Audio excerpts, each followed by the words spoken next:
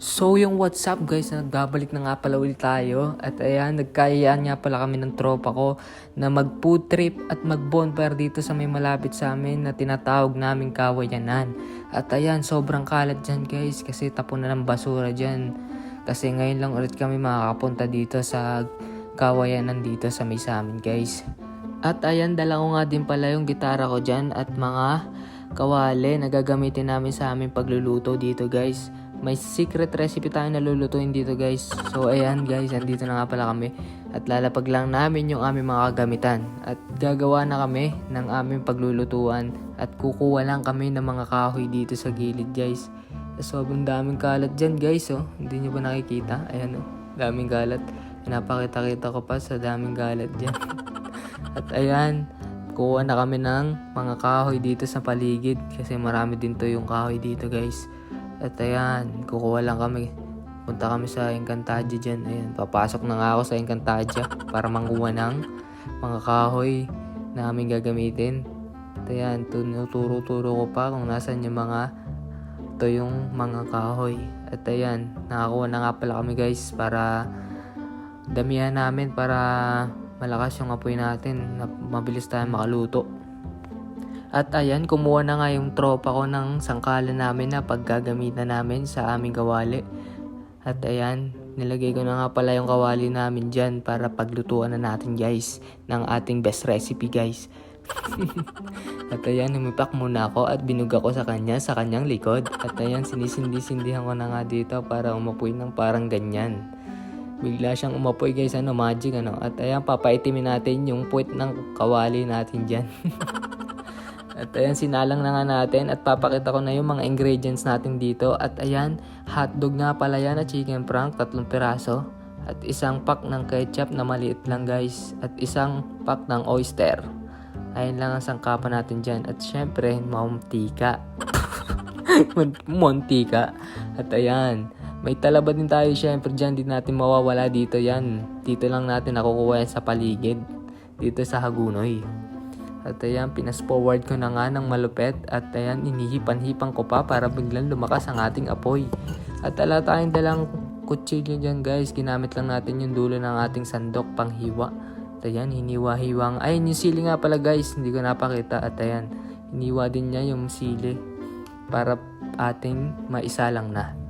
At ayan, naglagay na nga ako ng mantika sa ating kawali. Papainitin lang natin yan. At ayan, at isasalang na natin itong hotdog natin guys. Ayan o, nagmamala mukha akong chef dyan guys. Sa paligid. At ayan, syempre, halu-haluin lang natin yan para maluto siya syempre. At lalagyan na nga natin yung oyster dito pagka yarin maluto ng hotdog guys. Lalagyan na natin yung oyster. Simut-simutin natin yan. At syempre, haluin ulit natin para kumalat yung sauce sa lahat ng hotdog. At isunod na din natin tong ketchup. Yan, itaas pa natin ng sobra para maganda sa ating paligid. At ayan, halu-haluin natin. At sinalang na din namin itong talaba. Guys, ayan o, kumukulo-kulo na din siya. At ayan, naluto na nga siya guys. Ayan o, kinuha ko na nga. At para aking tikman. At sabi nga pala ng aking pinsan ay siya ay titikim. Pero ako ang kumuha. At ako na nga ang tumikim. At ayan guys, binigyan niya pa akong kutsara para aking tikman. Akala niya siya ang titikim, pero ako ang titikim. Ayan o. Good, very good. Ayan guys. At ayan, nakaready na nga pala ang aming food trip. Oh, may langaw-langaw pa dyan. At ayan, kumain na nga pala kami dito. Ayan, tamang food trip lang ang mga ipis. Oh. Ayan o, bubukas. Ala nga pala kami pambukas ng talaba guys. Yung kutsara lang pinambubukas namin dyan. Ayan, food trip, tamang food trip lang. At ayan na nga guys, nang pagkayari namin kumain. Sobrang kalit dyan, pero nilinis namin yan. At ayan, at magbo-bonfire na nga pala tayo dyan guys. Ayan, gabi na. Paggabi na. At ayan, nakapagsindi na rin tayo ng ating bonfire. So ayan, tamang kwentuhan lang kami dyan guys. Habang tugtog-tugtog kami. Nangangarap na parang mga kabayo sa gedge. At ayun, tutugtog ako dyan.